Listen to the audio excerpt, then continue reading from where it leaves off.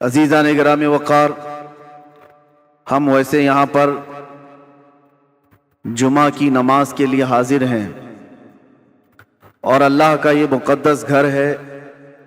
یہاں پر تعظیم، عبادت خالص اللہ کی ہوتی ہے۔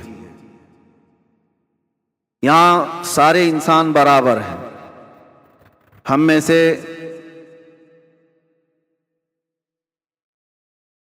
دنیاوی اعتبار سے چاہے کسی بھی مقام کا حامل ہو، لیکن یہ گھر ایسا ہے جہاں پر سب کے سب برابر ہیں۔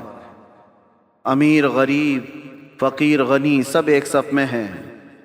اسی لیے کہا گیا تھا، آ گیا عین لڑائی میں گر وقت نماز، قبلہ رو ہو کے زمیں بوس ہوئی قوم حجاز، ایک ہی صف میں کھڑے ہو گئے محمود و ایاز، نہ کوئی بندہ رہا نہ کوئی بندہ نواز۔